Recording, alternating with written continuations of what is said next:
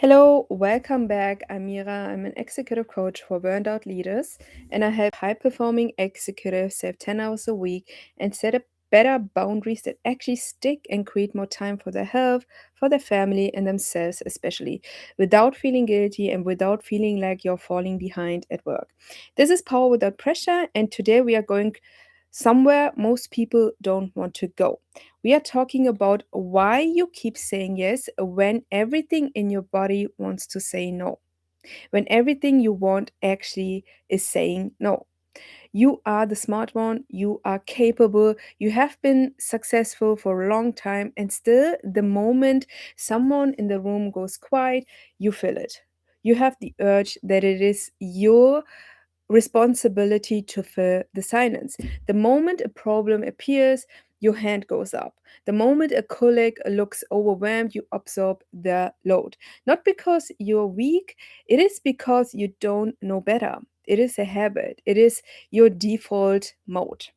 And because somewhere along the way your body learned, you learned a very specific rule, a very specific pattern.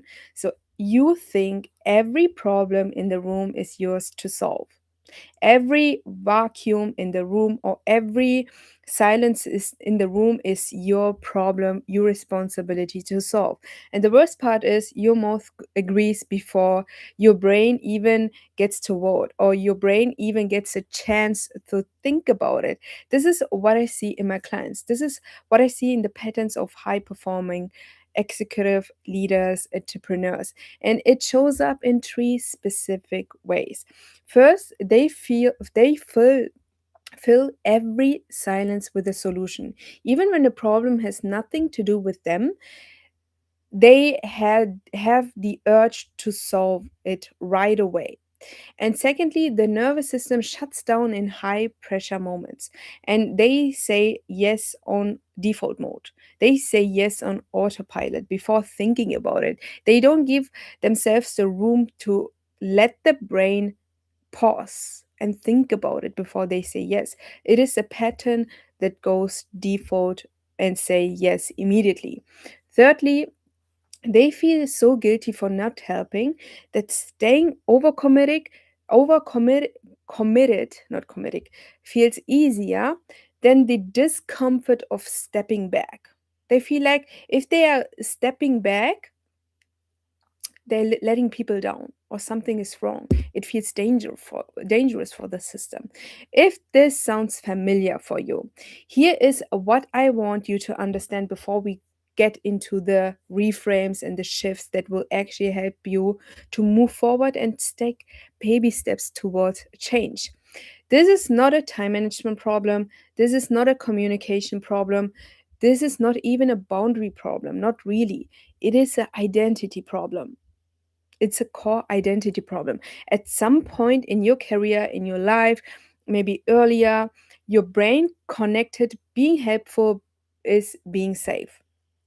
And being helpful means being valued, or being helpful and being overcommitted means being enough. So now every time a gap appears, a silence appears, someone needs help, your system reads it as a threat, and your body responds before logic can catch up.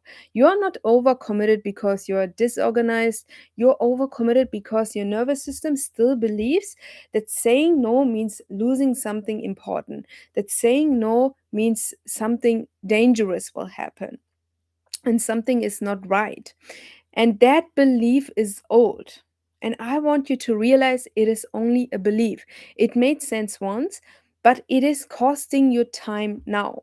It is costing your energy, your peace, and your capacity now. And your time, your energy, your peace is the most valuable thing on this lifetime for you, on this earth time for you. So let's start by changing that. I want to give you five shifts and five reframes how you think and how you behave so you can take baby steps towards change and actually come out of this cycle of saying default on default yes, on autopilot yes, and having this feeling of you have to fill every silence, or you have the feeling of it's your responsibility to take on that. Firstly, not every vacuum needs your air. When you walk into a meeting, there is silence. That silence belongs to the room, not to you. Let me say that again. When you walk into a meeting and there's silence, that silence belongs to the room and not to you. Let that sink in. You have been trained to fill it, but the most effective leaders know how to let it pause breath. And the most effective leader knows that the silence not belongs to them, it belongs to the room.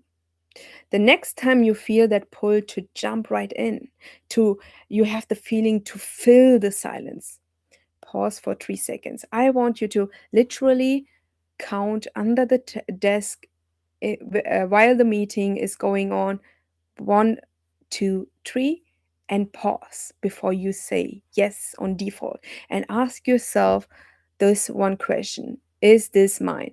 And let me already tell you, you will quickly realize the answer will always or mostly be no. And you will be surprised how often the response or the answer is no to that question, if it is literally yours, if it is really yours to take on, your responsibility to take on. The second shift is your mouth moved before your brain did, and that is a nervous system issue, not a character flaw. The automatic yes, the yes on default, is not a weakness. It is a trained behavior. It is a trained response. You learned it somewhere along the way, but now you are seeing it is not helping you to move forward. You are stuck in a cycle. You're stuck in a cycle of being the one who always says yes, and you are not feeling it is actually moving you forward, and it is not you really. It is not your authentic self. It is something you learned and you think it is um, kind of way that keeps you successful, but it is the wrong way. It will not move you forward where you want to be. It will not move the needle that actually keeps you with the work that actually moves you forward. So your body learned that saying yes keeps you safe, valued, and in control. So before you can choose differently, you have to slow the moment down. Practice one phrase. Let me get back to you on that. Simple, easy, no explanation. Don't overcomplicate it. This sentence, it's enough. You don't have to over explain. When you try to explain this sentence, you're already giving them space to give you arguments that you think about your decision again. You have to be confident in your sentences, in your phrases, in the way you are talking, in the way you are standing up for yourself, and that is it. And that is the gap that changes everything. Thirdly, guilt is information, it's not instruction. When you say no and guilt shows up, most people take that as a sign that they are making the wrong choices. They reserve it. But guilt is just your nervous system adjusting to something new.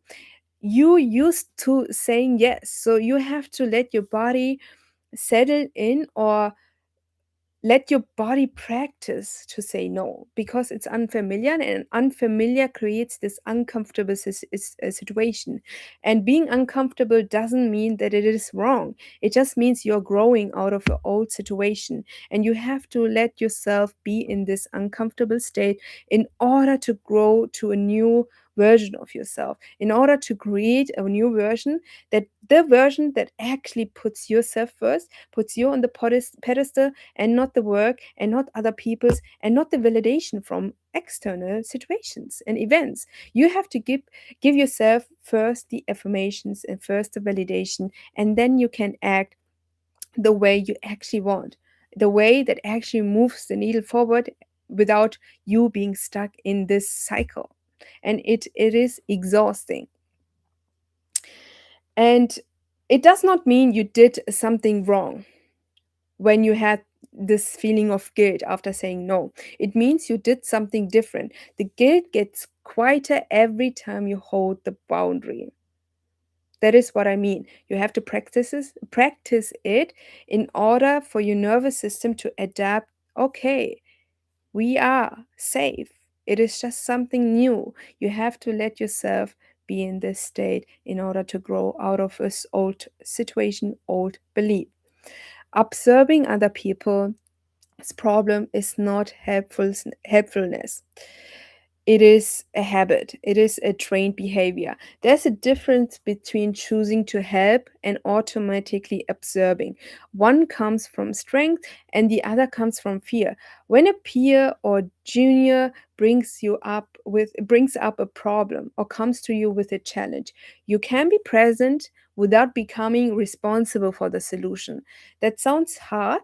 What what you can do in those kind of situation is asking a question and guiding them toward coming up with their own solution. And that is actually what a great leader does, guiding people so they come to their own conclusion and solution. And that will help you also protect your energy, protect your capacity, protect your peace. You can say something like that when someone comes up with a challenge, a peer or junior. You can say, "Oh, that sounds really hard. What are you going to do about it? Or what do you think you will do?" And it's a full complete response. You don't have to go above and beyond and solve it at your own. At this point, you are being egoistic, selfish, and take on all the tasks to yourself because you are thinking you're the only one who can solve it. You have to be the one who asks question and lead the people. That is what leader does, and you can ask them question in a way that leads to solution and not giving them the solution, and let them think about it. They have to come up they have to come up with the solution. They have to think about it. They have to use their brain.